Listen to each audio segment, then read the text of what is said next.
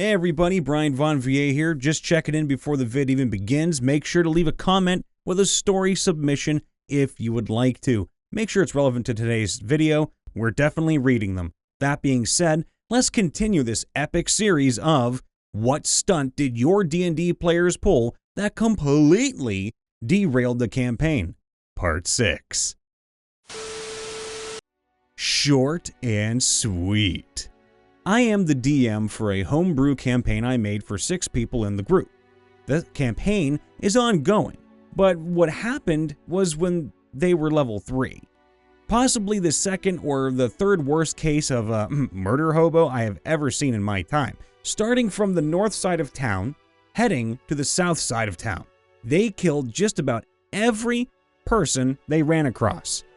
Having preset plans for contingencies when players go off track of the story, they made my choice of a revenant very easy. Fast forward in game about, 6 months, this very same group went to the next town over where they just went full murder hobo. By this time, they have dealt with the revenant twice. My plan was by the third resurrection, he was going to be at full power, coming at the group of 6 level 3s. DM's opening attack roll, nat 1. With Revenant at full run, he trips and falls face first in front of all 6, triggering attacks of opportunity.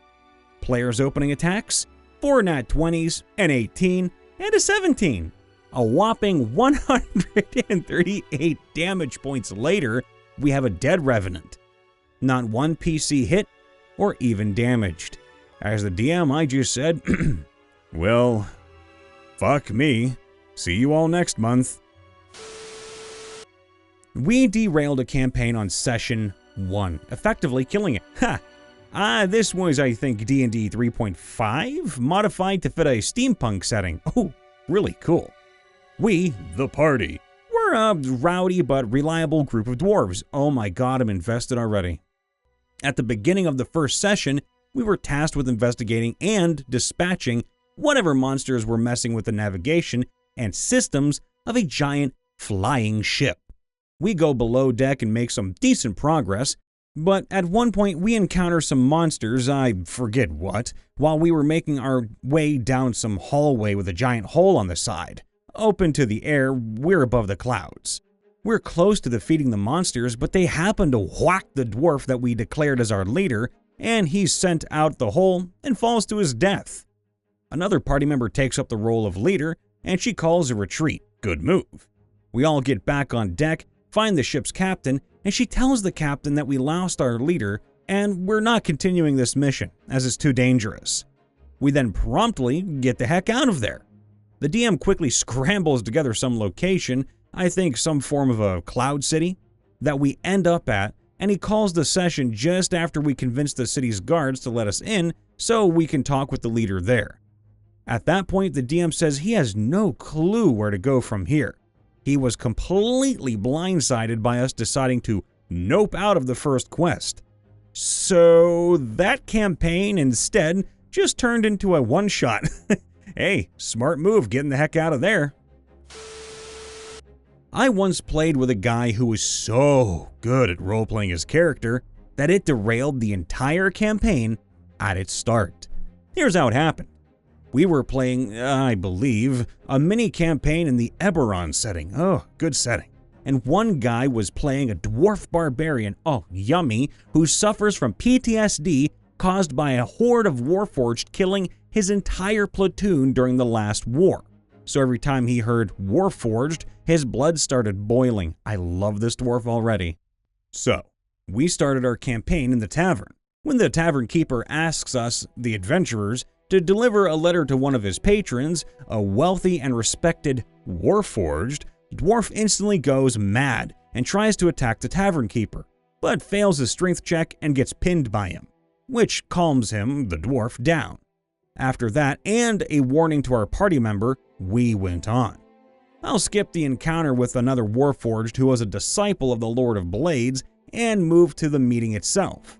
So we met the person we were looking for, and everything was okay. We had a small conversation with him, and it turned out he was supposed to be our quest giver. But before we even opened our mouths to say, "We're interested," our dwarf goes mad again and threatens the guy with his great axe to surrender all the money he had on him. Sounds like a dwarvish thing to do. It was at this moment our DM said, "Roll initiative." And I knew the campaign derailed. We were trying to put it back on track for 4 more sessions, but it derailed completely as this quest giver became our adversary. So after these 4 sessions, our DM had enough and said, screw it.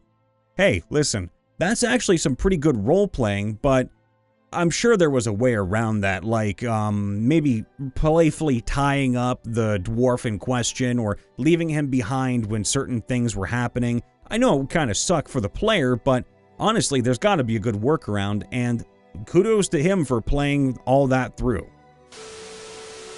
My first DM. A year after ending our campaigns due to getting married plus moving away. Hey, congratulations on the wedding. Invited us to come do a campaign he was running to try to get his wife into the game. We had to make characters inspired by Disney stuff because she loved Disney. I really do not like playing spell-heavy characters, too much to keep track of, but he basically strong-armed me into playing a merfolk wizard a la Ariel. I'm really miffed about it, so I decided to troll him. Session 1. My character is introduced. She comes falling out of a barrel with her familiar, a parrot. They ask her name. In real life, I pull an actual parrot finger puppet out of my pocket, wave it in front of him, and go, "Rock! This is Ariel! She can't speak! Rock!" Yes! I made my character mute. I would have to talk through the parrot to communicate. A loud, obnoxious, rocking parrot. He huffed about needing speech to cast magic. I silently slid my character sheet over, pointing to my feet. It was silent spell. All of the color drained from his face. Oh yes. He rewrote the first session on the spot, to the party finding a way to cure my muteness. Much like Ariel, it was the result of a shell-based curse. The real lesson here is, don't make your players play things they don't want to, or risk getting trolled. Background in my current campaign. The Warlock received a bag of beans. Each bean is unique and does something special. We didn't know what each bean did, only that we could use them when we needed to. After asking a druid about them, we learned that one of the beans would create a large tree on the spot. But we didn't know how large. We traveled into a forest to find out about some vampire that was trapped there, and learn about the magic used to trap him. Found him in a cave locked inside a tree. He told us his version of the tale, and we decided to free him.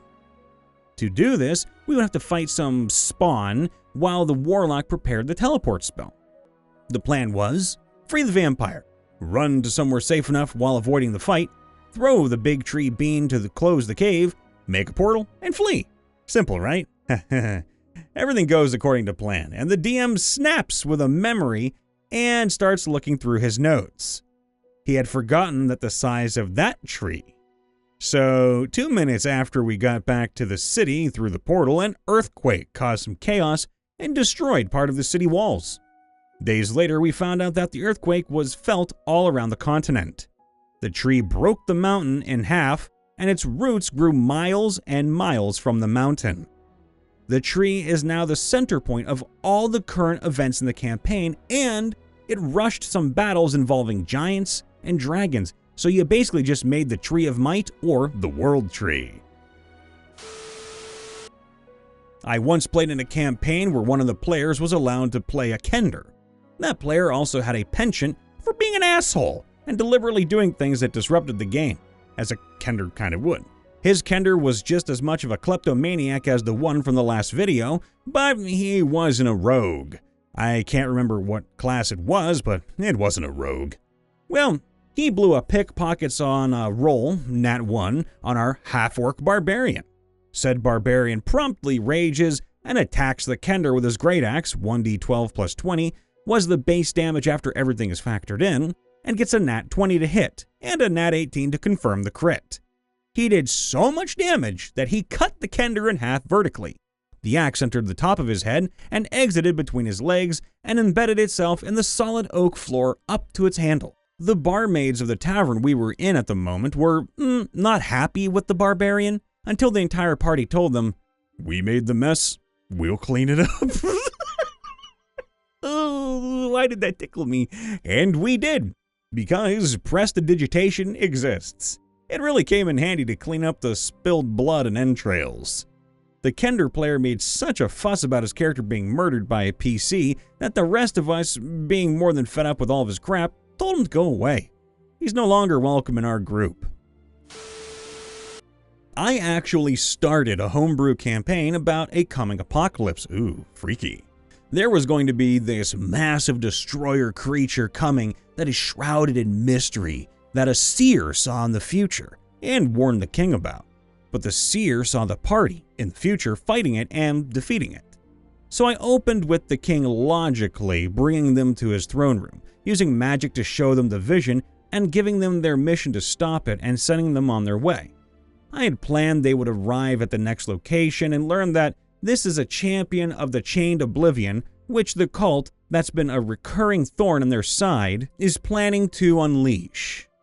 Now, my players immediately derailed it by deciding they quite liked that cult of this deity they hadn't heard of before I mentioned once in passing as a hook to introduce them to what was supposed to be the main antagonist group. They loved it so much, in fact, that they joined it. It's a cult of the Chained Oblivion. So now my homebrew campaign went from stopping the Chained Oblivion's champion from breaking free and destroying the world to, let's get this really cool, mysterious, exalted one out of the locked magic box it's in, while also climbing the ranks of this dope-ass cult. Why? Because the party didn't start with a cleric. So when I made the original cell's leader a cleric, they misinterpreted him as a DM PC in the most absolutely atrocious way possible. So now, every time an NPC mentions the king's mission, they keep trying to guess what powers they actually have. The answer is yes to all of them. I'm just adding whatever ideas they come up with to it, within the limits of D&D, of course, because at this point the world is already kind of screwed. Also serves me right to change up the boss, from bards, which I usually run, to an evil cleric because it's something more traditionally culty. Hey everybody, Brian Von VA here, checking in after the vid. Make sure to leave a like, subscribe, ring that bell, and if you got a story that's either relevant to this video or maybe not so relevant, you can go ahead and submit that to us now in the comments below or on our subreddit r/MrRipper. We check both of them out. And by chance, if you'd like to get to know your friendly neighborhood narrator a little bit more or hang out with me on Twitch or anything, you can check out all my socials and my information in the link in the description, brianvonva.com. That being said, I always try to end things on a happy note. Today's no different. The world is turning, but every time it spins, we have a brand new, beautiful day right here on this little ball of grass that is flying through space 1,000,000 miles an hour. Think about that for a minute. We're one of a kind, and as much as the world sucks some days, we can use that power to at least make existence a little bit bigger and brighter. Now, of course, I know some of you are lonely out there, some of you are anxious out there, and I am never going to tell you that that's wrong. And I'm never going to tell you that goes away in a split second, because it doesn't. But with each passing day, we have more time, more experience, and more chances to reduce the pain in our lives and help others through it. So if you already have a good life and you're doing better, why not talk to somebody who you know might not be doing so hot? Because your confidence in your story, be it a different journey altogether, might inspire them, might help them on their journey. Share it, pay it all forward. You never know if that might help save a life. All the love, be safe, be happy, and I'll see you next time. Bye for now.